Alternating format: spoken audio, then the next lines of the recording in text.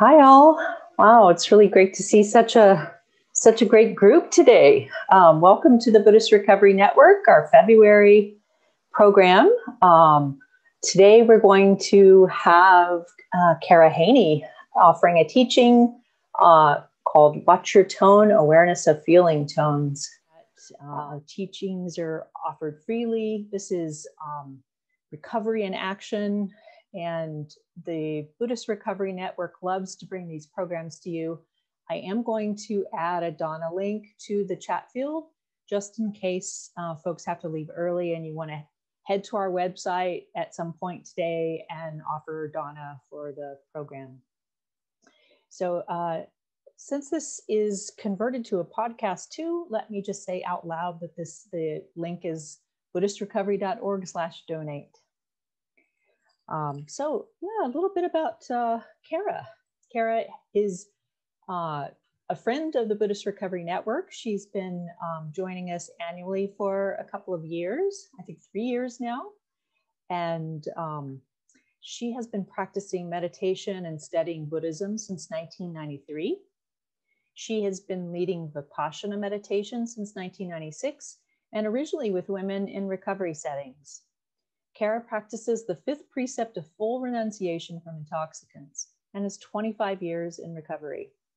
In 2013, she helped start Buddhist recovery groups in Santa Cruz and has been a foundational member and mentor for the community. She attends multiple silent Vipassana retreats each year and has been empowered to teach by guiding teacher Bob Stahl. She's currently in the Dharmacharya training with Venerable Pannavati. Kara teaches weekly meditation groups and daylong retreats at Insight Santa Cruz and online. And she enjoys tea, cemeteries, new wave, jigsaw puzzles, and is also completing a master's degree in social work. So lovely to have you here again, Kara. And I'm going to turn it over to you now. And if folks could just stay muted until the Q&A, unless you're encouraging some form of interaction during your talk, Kara. Thank you. Yeah, thank you, Robin. I appreciate the intro. First, before I begin, is my voice meeting your ears? Yeah, all right, because that would be beneficial. Hi, I'm Kara. And you already received the intro, but it's really an honor and it's sweet to practice together in this way and to investigate into the topic of feeling tone today together. So before we do that, why don't we actually arrive here? So I know we're here in front of the screen, but we'll take a few, 5 minutes or so of meditation practice together as a community. So finding a position that is supportive for you. Beginning to settle in, I invite you, to, other than the device that you're on, to participate in this Buddhist Recovery Network event. I invite you to turn off everything else that could distract us during our meditation or during our time together.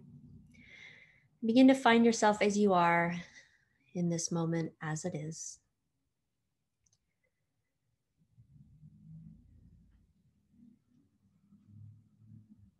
And so that can look like bringing some stillness to the body as it's seated.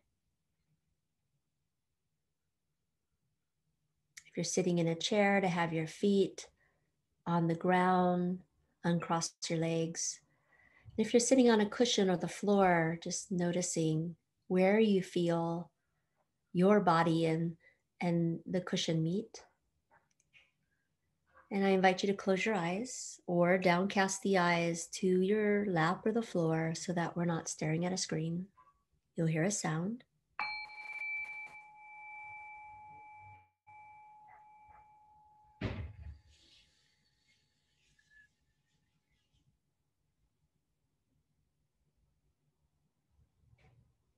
And regardless if you're sitting on a chair or a cushion, this is the earth beneath you. And from this grounding earth, feeling where the body and the earth meet, the contact point. And from this, ever so slightly, lift up, because this is your noble seat.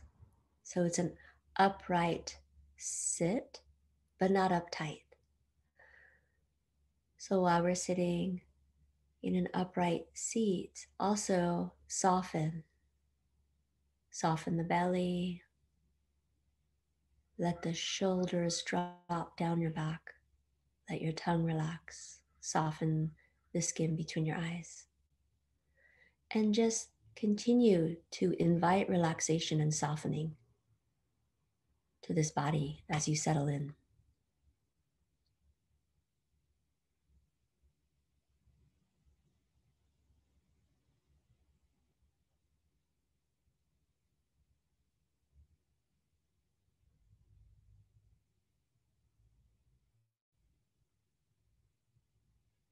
You may notice sounds arise and pass, it's no problem.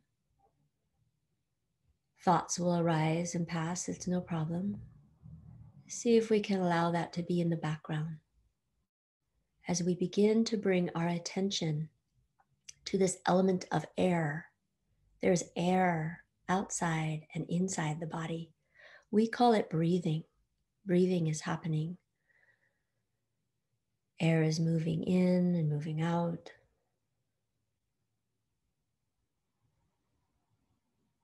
Find a place where you can easily feel the breath. Noticing maybe the coolness and the warmth. Coolness on the inhale, warmth on the exhale. Or maybe you just notice the rise and fall of the chest. Just find one place. Allow your attention to rest here.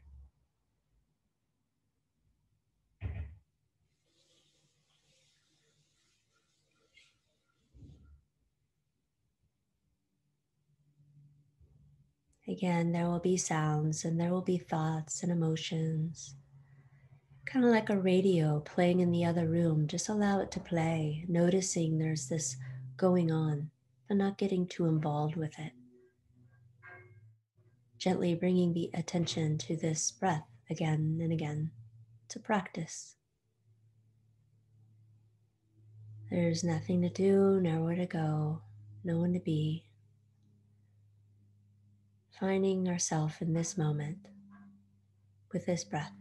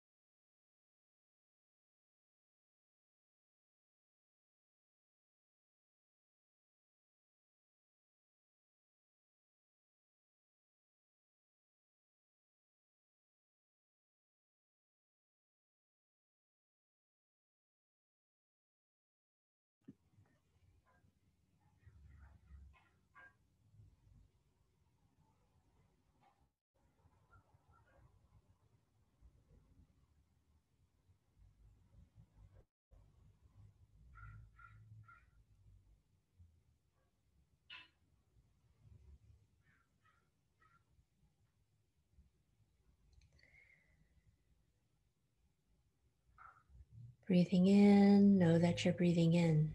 Breathing out, know that you're breathing out.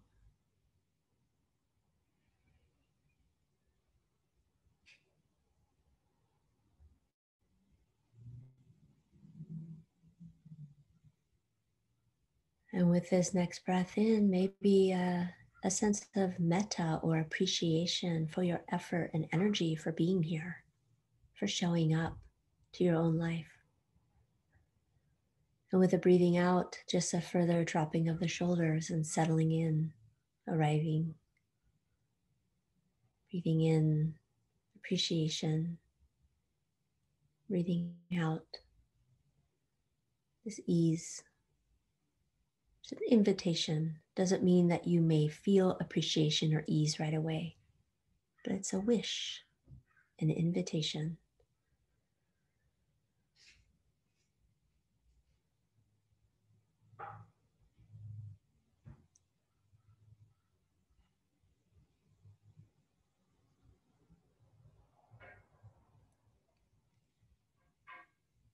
In just a moment, you'll hear a sound of a bell, and you can just listen to the sound of the bell as you begin to gently and ever so slowly raise the eyes or open the eyes to take in all the colors and forms of the room.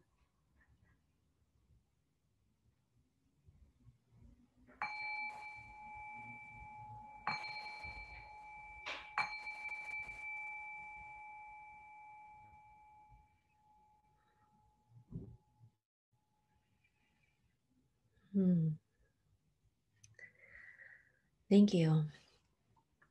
Thank you for practicing in this, just even a short few moments of practice, allowing ourselves to be here, to bring our attention and our awareness to this place and time together. So today we'll be talking about feeling tone. The title is Watch Your Tone, right? Being aware of what this tone is. It's kind of a play on words. But as we know, I mean, I'm kind of preaching to the choir, is that old expression. Life can hurt, right? It can be painful. And we're constantly trying to find some way to avoid pain. We want to get rid of whatever's unpleasant, even the subtle unpleasantries, right?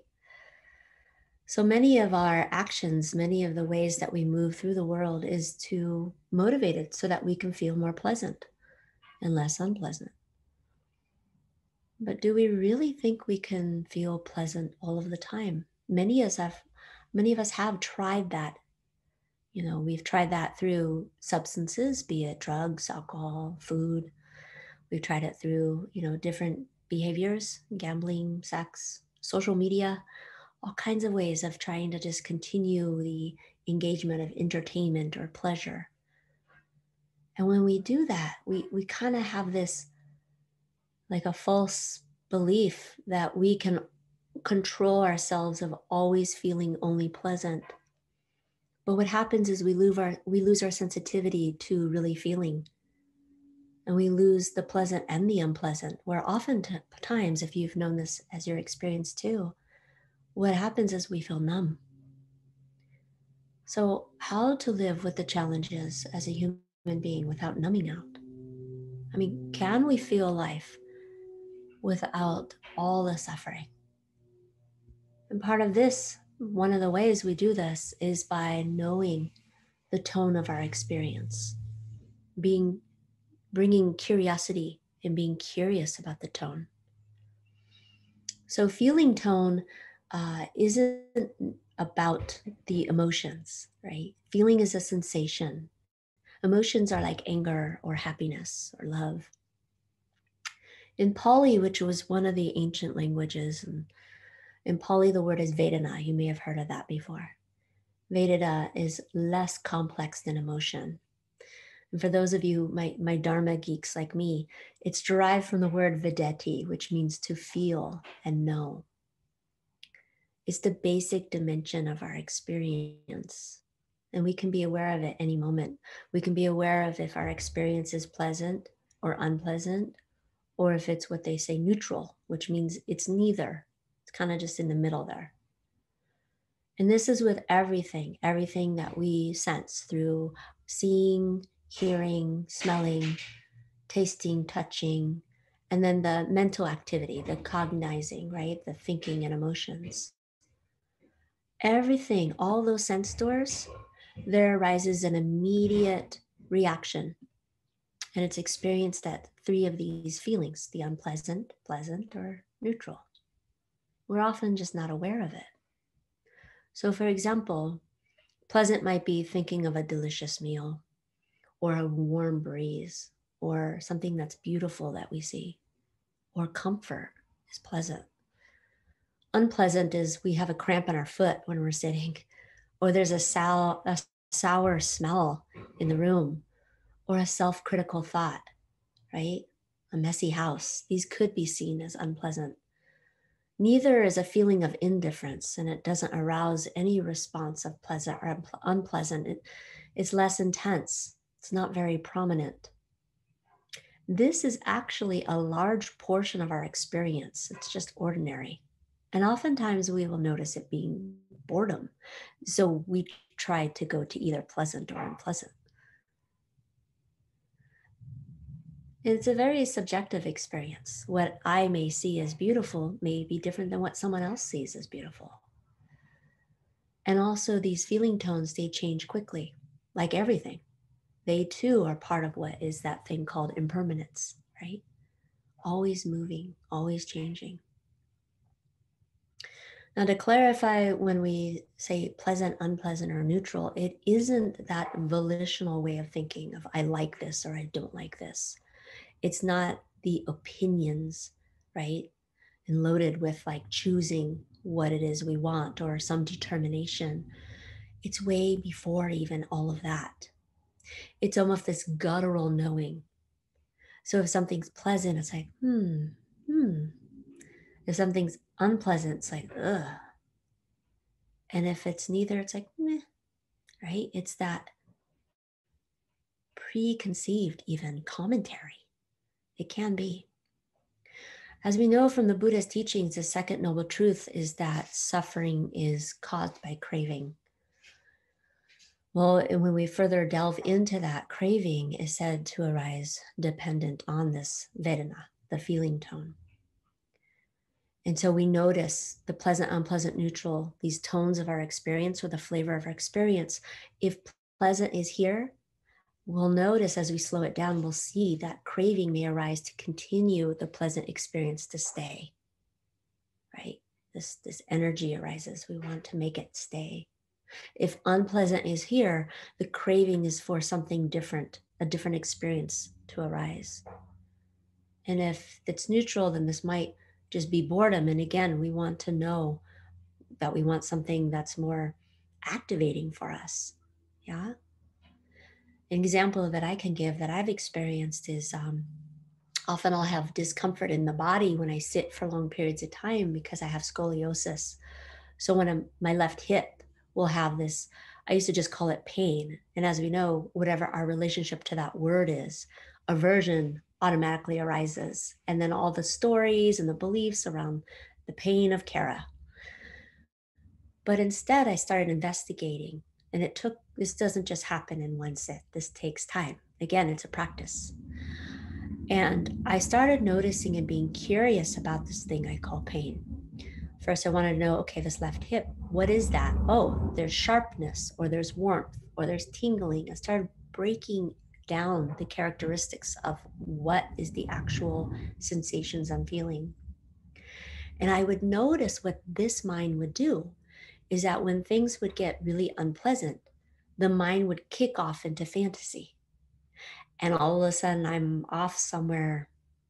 There's I don't know, probably 20 favorite fantasy stories that I could be off in. And sometimes I wouldn't catch it.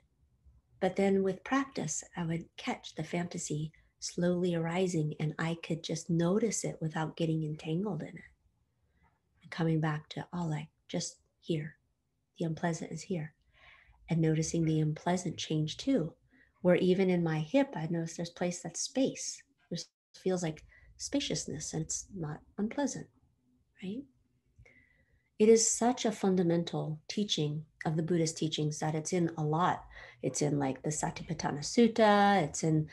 He talks about it in the five aggregates. There's all these ways where feeling tone is brought into the teachings too, so that we can contemplate, so we can investigate and see for ourselves.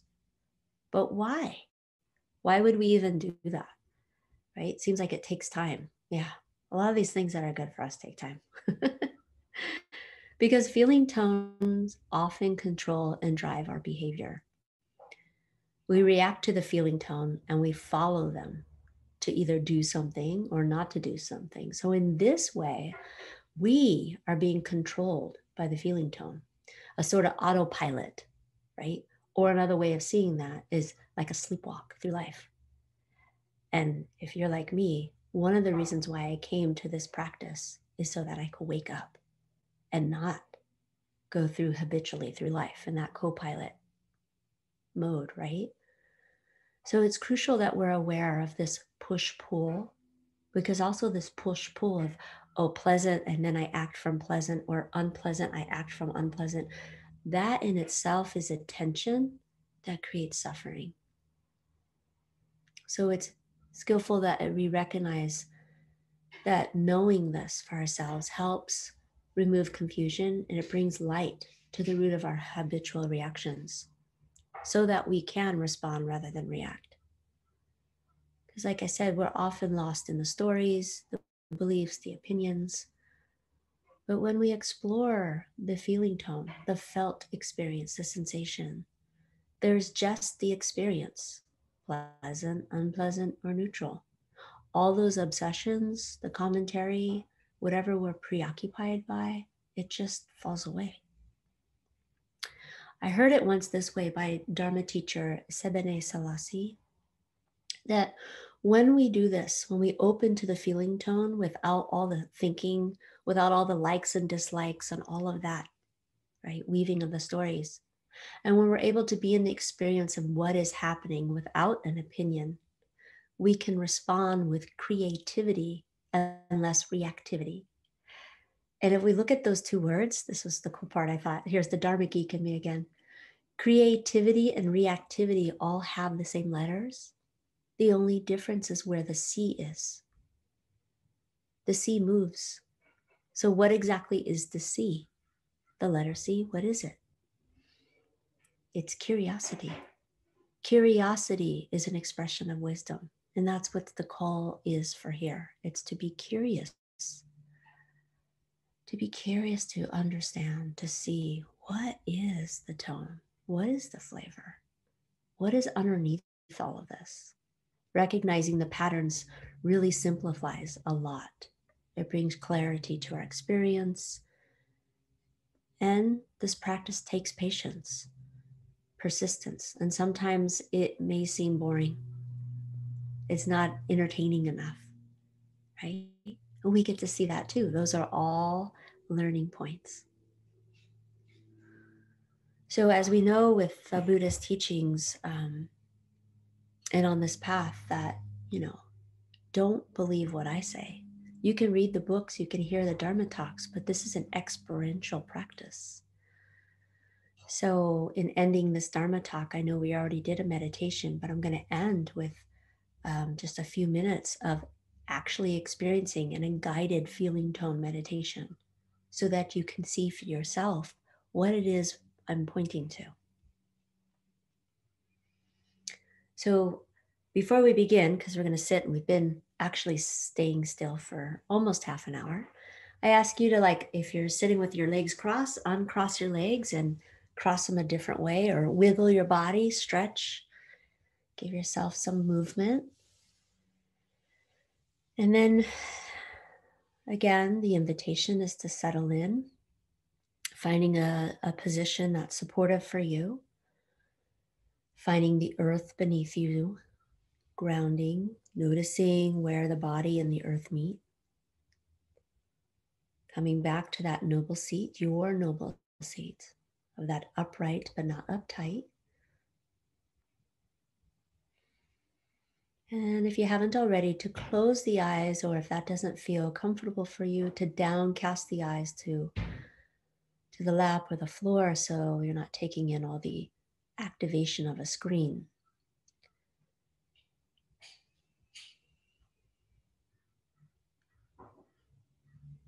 And by settling in, inviting ourselves to soften again.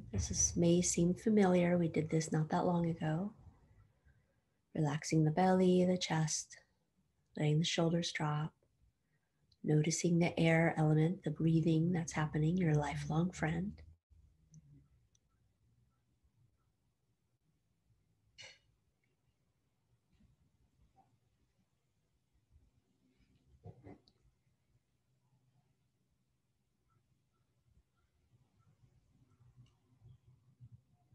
And we'll begin investigating the feeling tone of each experience. So whether we're paying attention to the breath or sensations that are arising in the body, again, each of these experiences has the feeling tone of pleasant, unpleasant, or neutral.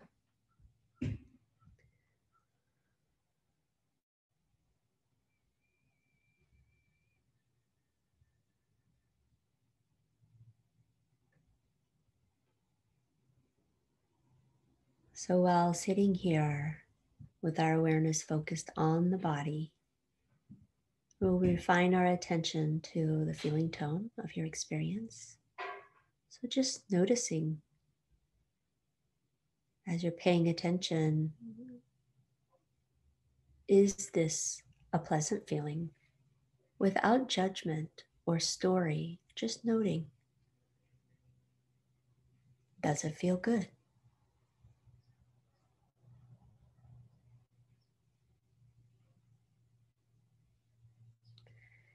Or is it an uncomfortable experience? Are you resisting this present feeling?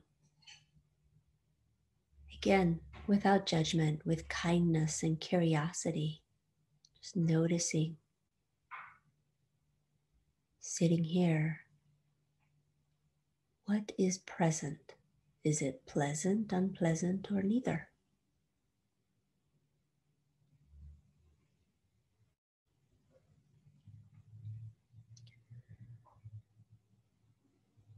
Seeing for yourself how you relate to pleasure and unpleasant, or pleasure and pain. What does your mind do? What does your mind do if there's neutral? It's neither pleasant or unpleasant. We're here to observe, to know, to see for ourselves what is the habit of the mind. Have we already jumped into a story or a fantasy? It's okay. Then it would note the feeling tone of that, pleasant. Maybe after, when we notice where we diverted our attention to, there might be a judgment or a critical thought that arises. Unpleasant. Just coming back to the breath, back to the body, sitting. Continue training the mind in this way. Each time the attention wanders, gently return to the present moment and continue this inner relationship to pleasant, unpleasant, or neutral tone of each moment.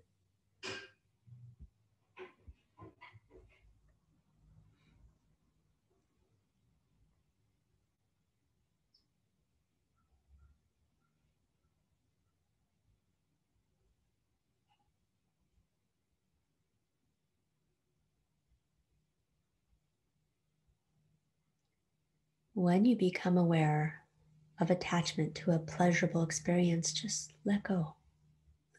Loosen the grip to that. Release the grip by softening and relax. Just allowing yourself to feel the pleasure. Enjoy it as it arises and passes.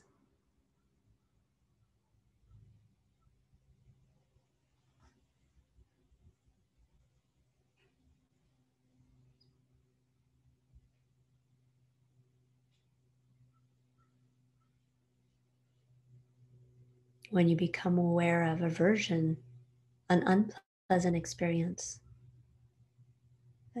try to meet it with friendliness, not needing to change anything, just noticing unpleasant. Allow the pain or discomfort to be present and meet it with the understanding that it will pass if you just allow it to come through the mind body without trying to resist it, suppress it, or control it.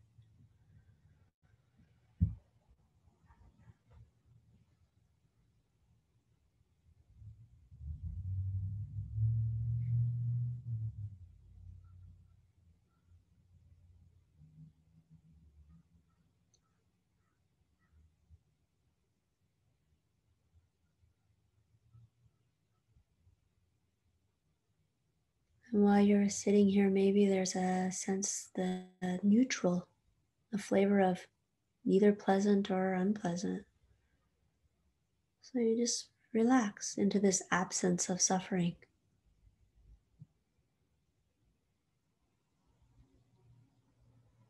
Just enjoying being here, knowing it will change. just neutral.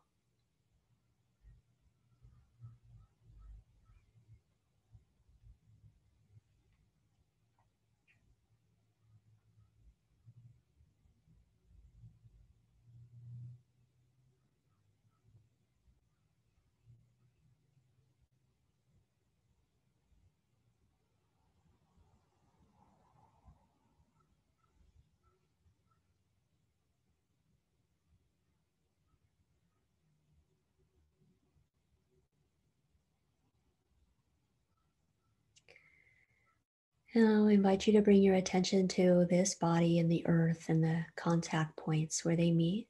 And from that grounding again, a gentle lift, dropping the shoulders and softening while we are also upright,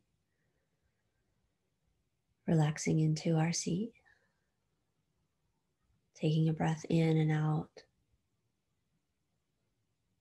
And regardless of the experience of this meditation together, just acknowledging the effort and energy and appreciating that in your practice, this exploration and the deep desire to be free from suffering.